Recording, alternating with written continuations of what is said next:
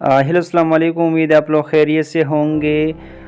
Lecture number 1 anatomy का होगा, जिसमें हम एनाटमी के इंट्रोडक्शन पढ़ेंगे और इसके बाद इंशाल्लाह एनाटमी की जो ब्रांचेज है वो भी पढ़ेंगे। सही है, ये स्पेशली उन स्टूडेंट के लिए है जिनका एडमिशन बीएस में हो चुका है। ठीक है, जिनका discipline anaesthesia held ICU RT emergency dialysis है या ओटी या फार्मडी है, तो उन सब स्टूडेंट के लिए एनाटमी का लेक्चर नंबर 1 होगा। ठीक है, जिसमें हम एनाटमी की डिफिनीशन और एनाटमी की हिस्ट्री और एनाटमी की ब्रांचेस पढ़ेंगे। सही है, तो एनाटमी क्या होती है कि anatomy is the branch of science which deal with the study of structure of plant animal. अगर किसी ऑर्गेनिज्म के इंटरनल स्ट्रक्चर की बात हम करते हैं, और प्लांट हो या एनिमल हो, तो इसको उसी ऑर्गेनिज्म का क्या कहते हैं, एनाटमी कहा जाता है। सही है, का मतलब है human anatomy is the study of structure different parts and organ of the human body.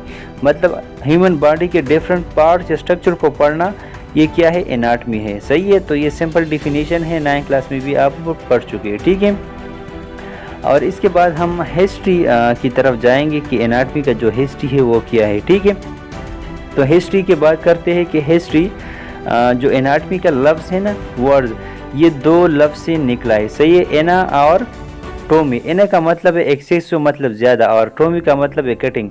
तो ज़्यादा कटिंग को एनाटमी नहीं कहा जाता है। सही है, इसका मतलब ये है कि हम ह्यूमन ऑर्गेनिज्म को डिफरेंट पार्ट में डिवाइड करेंगे, फिर इसको स्टडी करेंगे, तो उसी स्टडी का नाम क्या है, एनाटमी है। ठीक है, अभी हिस्ट्री की बात करते हैं, तो हिस्ट्री में सबसे पहले हाइपोक्रेट्स आ जाता है। सही है, ये एमसीक्यूज़ के लिए याद रखो कि इसको फादर ऑफ मेडिसिन भी कहा जाता है और फाउंडर ऑफ एनाटमी भी कहा जाता है। सही है, इसके बाद अरिस्टोटल आ जाता है। तो अरिस्टोटल क्या है, famous Greece philosopher, also wrote on the anatomy of human body and regular is the first person who use एनाटोम।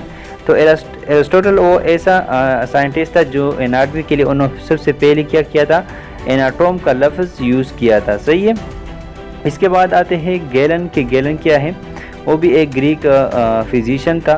सही है, कि उन्होंने क्या किया था कि ये जो डिफरेंट ऑर्गेनिज्म है या प्लांट है, उसकी जो समराइज है उन्होंने एक बुक में लिखी थी रिटन फॉर्म में। सही है, इसके बाद जो साइंटिस्ट आता है वो एंड्रेस आता है। सही है, ये क्या था, biology consider the father of modern. तो ये अपने एमसीक्यूज में याद रखना है कि मॉडर्न एनाटमी का जो फादर था वो कौन था, एंड्रेस था। सही है, उन्होंने भी एक ज़्यादा बुक्स लिखे हैं और उन्होंने हासिल किया first hand experience of dissection in human body. सही है, तो फादर ऑफ मॉडर्न एनाटमी का जो था वो क्या था, एंड्रेस था। सही है, तो इसके बाद स्टडी करते हैं ब्रांचेस ऑफ एनाटमी। तो इसमें सबसे पहला आता है ग्रॉस एनाटमी। ग्रॉस एनाटमी को मैक्रोस्कोपिक एनाटमी भी कहते हैं, एमसीक्यूज़ के लिए याद रखो। ठीक है, द स्टडी ऑफ दो structure of human body that can be distinguish with naked eye. अगर हम कोई भी ह्यूमन बॉडी का एक पार्ट है और अपने आंखों से उसको डिफ्रेंशिएट कर सकते हैं, तो उसका नाम है ग्रॉस एनाटमी, जिसको मैक्रोस्कोपिक एनाटमी कहते हैं। सही है, ग्रॉस एनाटमी का जो अपोजिट है वो क्या है, हिस्टोलॉजी है, मतलब जिसको माइक्रोस्कोपिक एनाटमी कह सकते हैं। सही है, इसमें हम माइक्रोस्कोप का यूज़ करते हैं और ग्रॉस एनाटमी में माइक्रोस्कोप का यूज़ हम नहीं करते। ठीक है, इसके बाद आते हैं जो थर्ड ब्रांच है एनाटमी का, वो है एम्ब्रियोलॉजी। सही है, अगर कोई ऑर्गेनिज्म वो किस तरह डेवलप हो रहा है, किस तरह इसकी डेवलपमेंट होती है, तो उस डेवलपमेंट के लिए जो एनाटमी हमें रिक्वायर्ड होती है उसी का नाम क्या है, एम्ब्रियोलॉजी। सही है, एम्ब्रियोलॉजी को डेवलपमेंटल एनाटमी भी कहते हैं। ठीक है, तो 3 ब्रांच हो गई, एनाटमी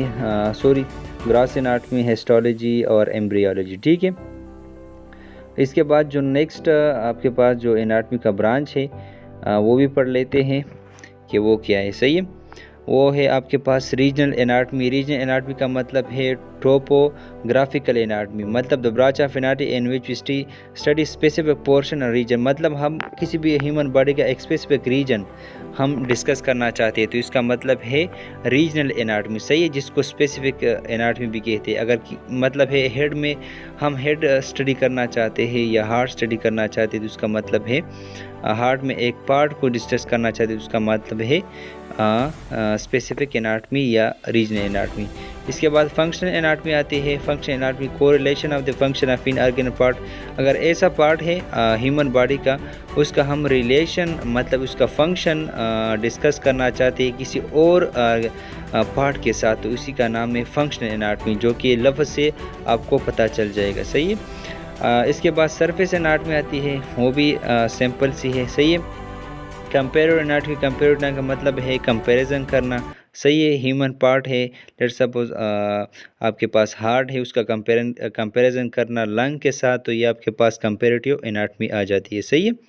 सिंपल सी बात है। Comparison of human of the anatomy of human being with that of other animal. सही है। एक एनिमल का ह्यूमन एनाटमी दूसरे एनिमल के साथ कंपेयर करना, ये कंपेरेटिव एनाटमी जो कि एनाटमी का ब्रांच है कहलाती है। सही है। अभी डिस्कस करते हैं लास्ट ब्रांच एनाटमी की, वो रेडियोग्राफिक एनाटमी है। सही है। जिसमें हम different part of human bodies discuss करेंगे बाय यूजिंग डिफरेंट टेक्निक, जिसको एक्सरे, एमआरआई या सीटी स्कैन को यूज़ करके डिफरेंट पार्ट को स्टडी करना, ये भी किया जाता है रेडियोग्राफिक एनाटमी। सही है। तो आज के लेक्चर में हमने एनाटमी के इंट्रोडक्शन को डिस्कस किया। सही है। आपने अपने दोस्तों के साथ शेयर कर ले, जितने भी एनेस्थीसिया, हेल्थ या dental, surgical, ICU, pharmacy, pharmacy के स्टूडेंट हैं, तो ये उन सब स्टूडेंट के लिए लेक्चर था। इसके बाद मैं इंशाल्लाह आप लोगों के साथ एमसीक्यू शेयर कर दूंगा। सही है।